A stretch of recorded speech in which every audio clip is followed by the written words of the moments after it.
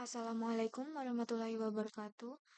Perkenalkan, nama saya Cindy Melinda Sari dengan NPM 241705108. Di sini saya akan membuat video tentang penjelasan tugas satu yang telah saya kerjakan pada mata kuliah AI. Nah, di sini pertama-tama itu ada pemahaman dataset, yaitu asal dataset yang telah saya gunakan pada penelitian ini adalah Herdises dataset yang diperoleh dari Kaggle. Dataset ini berasal dari penelitian di bidang kesehatan yang bertujuan untuk menganalisis faktor-faktor yang mempengaruhi penyakit jantung. Nah, untuk gambaran umum datanya itu, jadi data medis pasiennya itu ada beberapa fitur. Yang pertama itu ada age, umur pasien, terus sex, jenis kelamin, CP, tipe nyeri dada, terus threads BPS itu tekanan darah saat istirahat, terus COL itu buat kadar kolesterolnya, habis itu TALAC buat detak jantung maksimum, terus ada old peak itu depresi akibat olahraga. Nah, untuk target atau labelnya itu ada 01 atau bisa dibilang juga false true. False itu 0, true itu 1. Nah, 0 itu berarti tidak memiliki penyakit jantung, sedangkan 1 itu memiliki penyakit jantung. Dataset ini tuh masuk ke dalam kategori supervised learning karena memiliki label atau target yang jelas.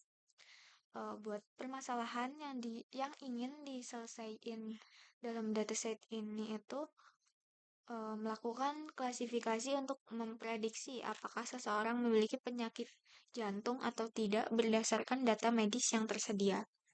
Tujuan dari klasifikasi ini adalah untuk membangun model yang mampu mengidentifikasi kemungkinan penyakit jantung secara akurat menggunakan fitur-fitur seperti umur, tekanan darah, dan kadar kolesterol.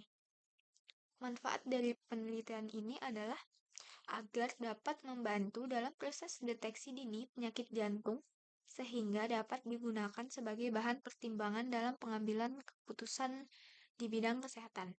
Nah, setelah itu kita bakal masuk ke dalam implementasi codingannya.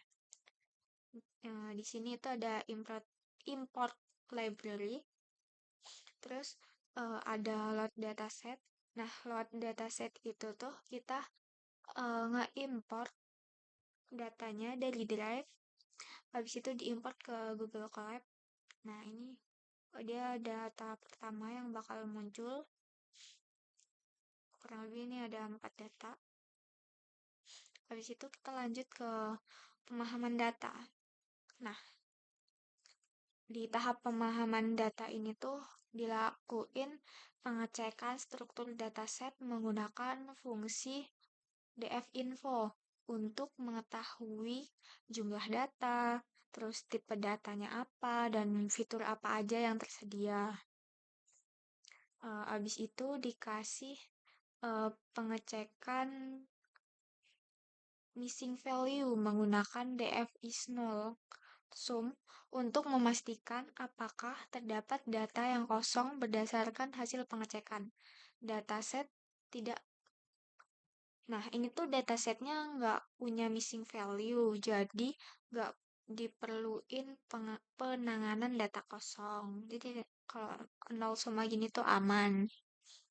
Nah, habis itu kita masuk ke data cleaning. Nah, di tahap data cleaning ini tuh dilakuin pengecekan terhadap missing value dan data duplikat. Nah, jadi setelah di running itu, hasil pengecekannya itu nggak ditemuin nilai kosong pada dataset.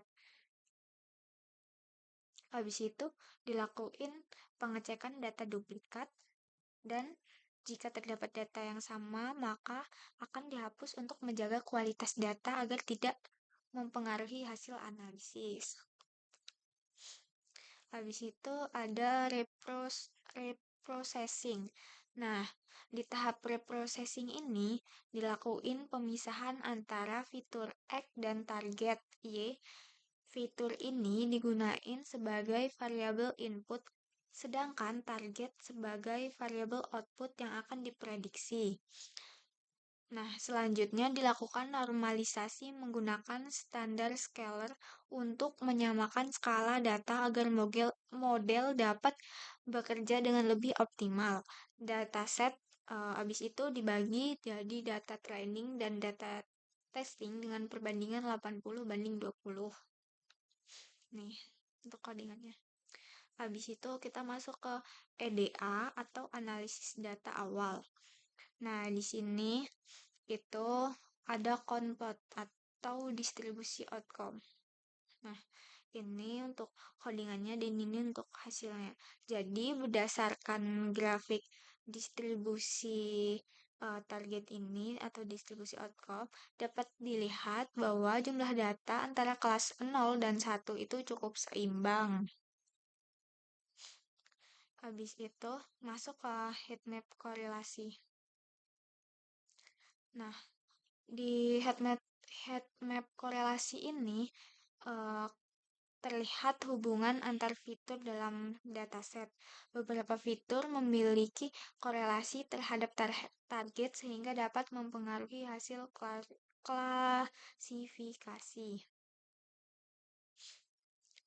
Ini. Nah, habis itu ada model klasifikasi. Pada tahap ini saya itu ngegunain algoritma logistik regression buat melakukan klasifikasi.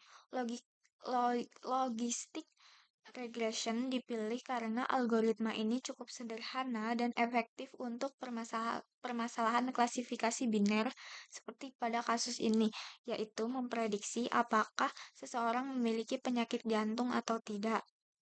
Nah, model kemudian dilatih menggunakan data training yang sebelumnya telah dipisahkan dari dataset utama. Proses training ini bertujuan agar model dapat mempelajari pola dari data yang ada. Nah, setelah itu ada bagian pengujian dan evaluasi. Nah, setelah model dilatih, dilakukan pengujian menggunakan data testing. Ini prediksi ini. Terus habis itu evaluasi dilakukan menggunakan accessory untuk melihat seberapa baik model dalam melakukan prediksi. Nah, ini kan di bagian 0 dia 66% dan supportnya 32%. Sedangkan di bagian 1 dia itu recallnya 90%, supportnya 29. Jadi tuh yang improve tuh yang satu, yang true-nya. Setelah itu masuk ke confusion metric atau melihat detail benar atau salah prediksi. Nah, ini untuk hasilnya.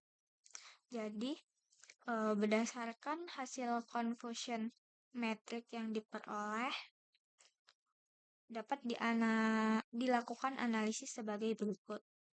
Pada data yang sebenarnya tidak memiliki penyakit jantung, yaitu kelas 0, model berhasil memprediksi dengan benar sebanyak 21 data.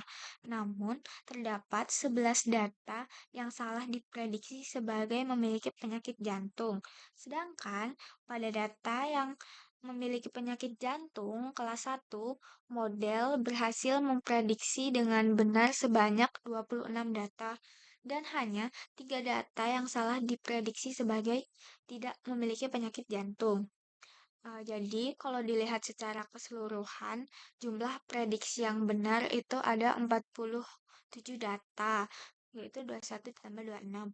Nah, sedangkan jumlah prediksi yang salah itu ada 14, yaitu 11 ditambah 3. Eh, Hal ini tuh nunjukin bahwa model memiliki performa yang cukup baik dalam melakukan klasifikasi.